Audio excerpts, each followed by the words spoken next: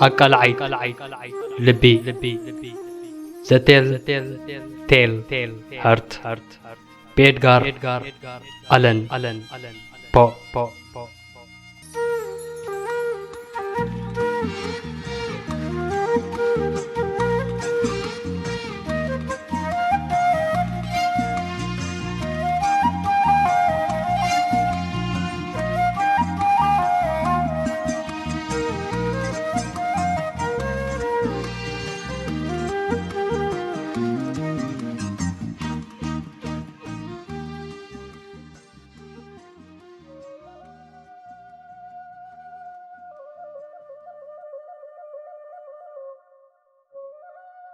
كده حكي تجنق نيره بتعمي تجنق نيره نمنتا يخم جن عمره خاص عدكا يخا اتبلوني نمنتا عبيد كاللخا تبلوني عمري ملو بملو يقاساسر كم زلخو أي رأيكم اندي زلو كم زي عبدكو جلسي كون اندي جراش اتحمامي نا عمري نسمعي هواساتي أتنكرومي أحيلوهم بفلاي نناي مسمع كلاتي أزي وسيخ اللي يالو كأن محجي سميعيهم زي فدل دمستات كسمع جمير اللهو كاب جنة زموسو دمستات كاب جهنم زموسو دمستات سمعوا اللهو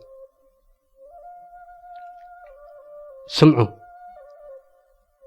نمو كمي كخون كم زخالة كناغروكمي كثري أخم رأسي كندينا يتوعي كم زخونة كتأمني أخم مجمريا تحسب بخمي ناب رأسي كأتو خم زخالة من قارو أسقاميو نتزقبركو نقر مغنياتي باللين نتشو ما قل أيصلوني نيرا بأنصارو يفكرو نيرا ولا حنت قودي إني فلتن جنزبوي دلخون كنز مثلني عيني ينيرو أعينتو ناي أمورا عينز مسرع كمزوم حدا انسسا خصاب زموت النارعيو كتسبيو سانيحهم مسموتا عبلع لتريسا زليلهم عسيلهم إنا منشتو زبالعو أموراتات اتشو ما قل بتن ناي أمورا زمسرع عينتو انكريني زعلي أبحقي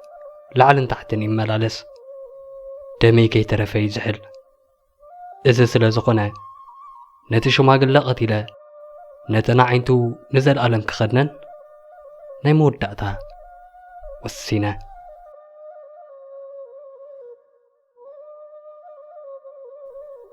زعبت كدو مسلكم عبود وطنكو وصايكلن جن انت ترينا نيركم أبتسم انت بملؤو نتشو ما قل كنت ذكالن عركنت يرئيو نيرا وعين أفكارين نيرا ساعة شدشة نايمشت بزخنا قصري كأسا بيلو برو يخفتا اتا بري بدن بمستخفتت نقدم إلي يأتو كأسيلا رأسي يغسل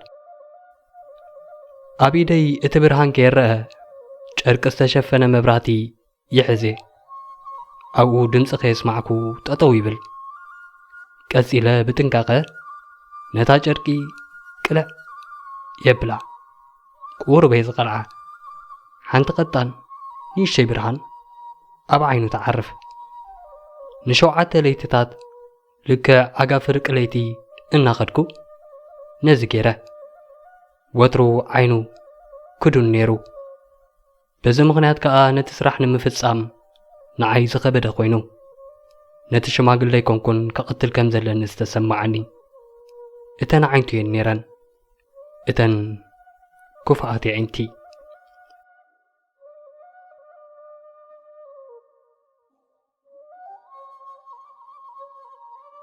وطرو نقو ناب كفلي خدو مو بزبلا حونة تاو دمسي كمي كنزدك أساي حتو وطرو فرق ليتي كخون إنا خدكو يريئكم زلخو كقمتاي كعلان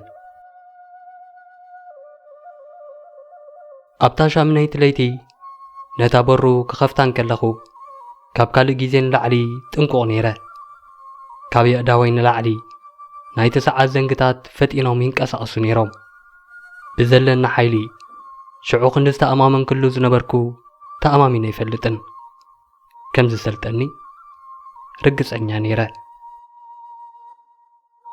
እቲ ሽማግለ ኣብ በሩ ከም ዘለኹ እውን ከይሓለሞ ኣነ ኣብኡ ጠጠው ኢለ ነይረ ሃንደበት ኣብ ዝደቀሰሉ ኮይኑ ተንቀሳቒሱ ፍርሓት ዝተሰምዐኒ ክመስለኩም ክእል እዩ ግን ኣይኮነን ኣብ ክፍሉ ዝነበረ ጸልማት ከቢድን ጸሊምን ነይሩ እቲ በሪ ከም ዝተኸፍተ ክርኢ ከም ዘይክእል ይፈልጥ ነቲ በሪ መኽፋት ቀፂለሉ ቀስ ኣቢለ ኣለስሊሰ ኸፊተዮ ርእሰይ ሽሉኽ ኣቢለ ዝተሸፈነ መብራህቲ ዝሓዘ ኢደይ ሰዲደ ሃንደበት እቲ ሽማግለ ተላዒሉ ኣብ ዓራቱ ቀጥ ኢሉ ተዛሪቡ መን ይብስ ዘሎ ጸጥ ኢለ ጠጠው ኢለ ንሓደ ሰዓት ኣይተንቀሳቐስኩን ተመሊሱ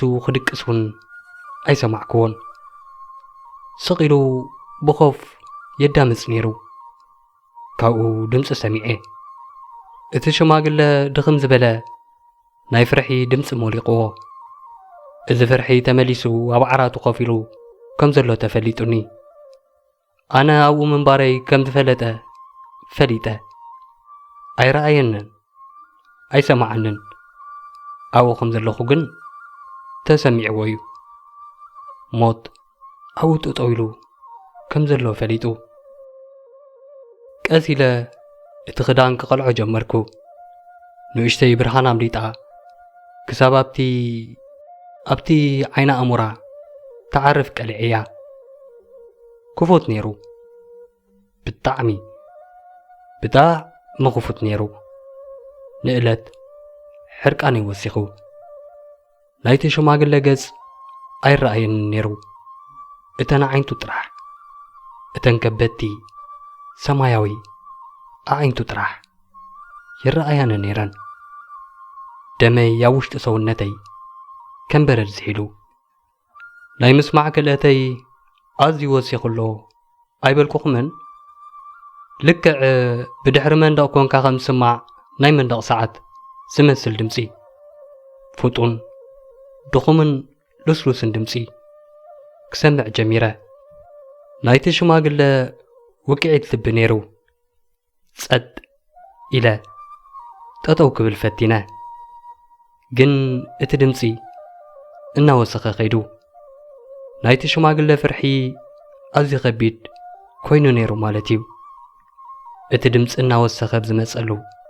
ሕርቃነይ እውን ወሲኹ እናገደደን ዘሕምም እናኾነን መጺኡ ኣብቲ ጸጥ ዝበለ ለይቲ ኣብቲ ናይቲ መደቀሰ ክፍሊ ናይ ጸልማት ጸጥታ ሕርቃነይ ናብ ፍርሒ ተለዊጡ ልቡ ዓዊላ ካብ ምግራም ዝተላዕለ ዝኾነ ሰብ ክሰምዖ ከም ዝኽእል ርግጸኛ ኮይነ እቲ ግዜ ኣኺሉሎ ናብቲ ክፍሊ እናጐየኹ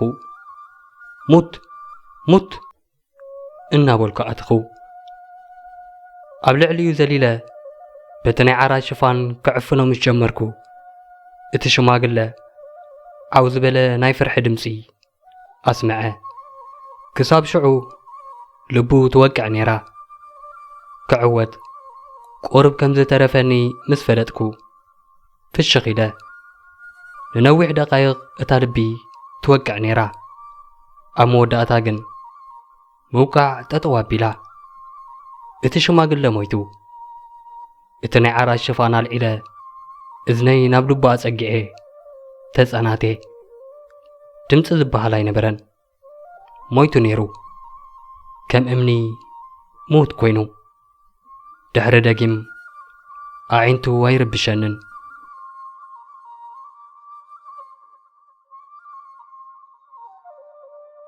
ማንም ከም ዘይረኽቦ ገይረ ከመይለ ነታ ኣካላቱ ከም ዝሓባእክዎ ተትርእዩ ነርኩም ዕውድ ትብሉኑ ዶ መጀመርያ ርእሱ ፈለዮ ቀጺለ ኢዱን እግሩን ኣብ መሬት ደም ከይንጠባጠብ ብጣዕሚ እናተጠንቀቅኩ ነይረ። ኣብቲ ገዛ ንጻፍ ዝነበሩ 3 ጣውላታት ኣልዒለ ዝቆረጽኩም ኣካላት ኣብኡ ገይረዮም። ካብኡ ቶም ጣውላታት ኣብ ቦታኦም መዲሰዮም። ብጥንቃቐ ነይሩ። ኣዝየ ተጠንቂቐ ካብ መንባረይ ዝተላዕለ ዓይኒ ወዲ ሰብ ተላዒሎም ፍጹም ክፈልጡ ኣይምኽኣሉን። ነዚ ምስ ወዳእኩ ካብ በሪ ድምፂ ሰሚዐ። ኣጋ ወጋሕታ ነይሩ። ገና ጸልማት እዩ ዘሎ። ነቲ በሪ ክኸፍት ኣብ ዝኸድክሉ ወላ ሓንቲ ዘፍርሓኒ ነገር ኣይነበረን። 3 ሰባት ነይሮም። 3 ፖላይስ። ሓደ ካብ ጎረባብተይ እቲ ሽማግለ ከእው ሰሚዑ ፖሊስ ፀዊዑ ኣሎ።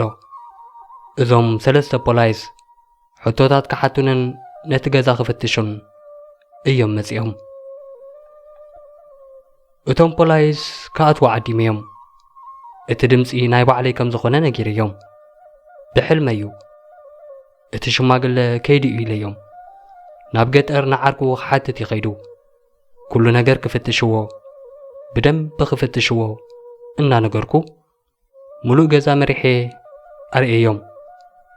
ኣብ መወዳእታ ናብቲ ናይ ሽማግለ መደቀሲ ክፍሊ ወሲድዮም በኣታቶም ጾታ እናተጻወትኩ ቁርብ ኮፍ ኢሎም ከዋግዑ ጋቢዘዮም። ቅልል ዝበለን ዝተረጋግአን ኩነታተይ ነቶም ፖላይስ ዝነገርክዎም ታሪኽን ከኣምኑ ንገይርዎም። ኮፍ ኢሎም ከም መሓዙት ከዋግዑኒ ጀሚሮም። ኣዘራርባይ ኣይቀየር እምበር ነዊሕ ከይጸንሑ ተዝኸዱለይ ክምነ ጀሚረ። ርእሰይ ክሕምመኒ ጀሚሩ። ኣዛነይ ዘይነበረ ድምፂ ከስምዑኒ ጀመሩ። ብዙሕ ተዛሪበ። ኣዘራርባይ ድማ ኣልጢፉ። እቲ ድምፂ ናጸረየ መጺኡ። ኮፍ ኢሎም መውግዖም ቀጺሎም ኣለዉ። እቲ ድምፂ ኣብ እዝነይ ዘይኮነስ ኣብ ርእሰይ ከም ዘሎ ተፈሊጡኒ። ኣብዚ ቅጽበት እዚ ጻዕዳ ከይመሰልኩ ኣይተረፍኩን። እናቐልጥፍኩን ዓው እናበልኩን ይዛረብ ነይረ። ፍጥም ብዝበለ እቲ ድምፂ ዓው ክብል ጀሚሩ። ድኹምን ልስሉስን ድምፂ ነይሩ። ልክዕ ብድሕሪ መንደቕ ከም ዝስማዕ ናይ መንደቕ ሰዓት ብደንቢ ዝፈልጦ ድምፂ ነይሩ። ዓው እናበለ መጺኡ። ንምንታይ እዮም ዞም ሰባት እዚኦም ዘይከዱ?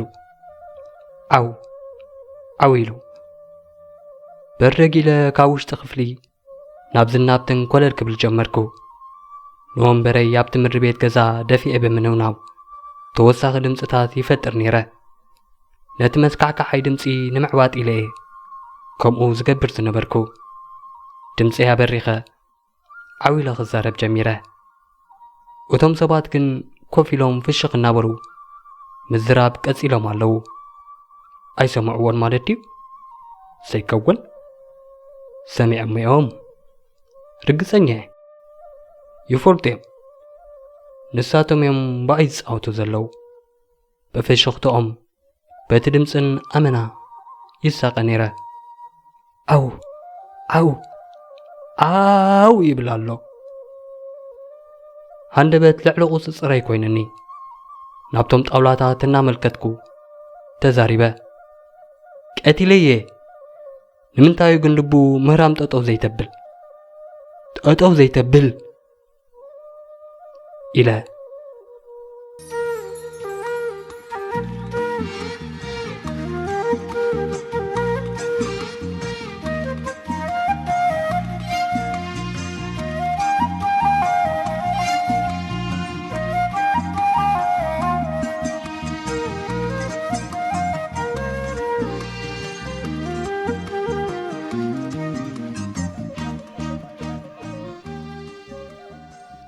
ክቡራት ተኸታተልትና ካብቲ ኤድጋር ኣለን ፖ ዝጸሓፎ ብደረጃ ዓለም ህቡብ ተፈላጥነት ዝረኸበ ናይ እንግሊዝ ሓፂር ዛንታ ዘ ቴል ቴል ሃርት ኣቃላዒት ልቢ ብዝብል ናብ ትግርኛ ዝተተርጎመ መደብ ነይሩ ናይ ሎሚ መደብና።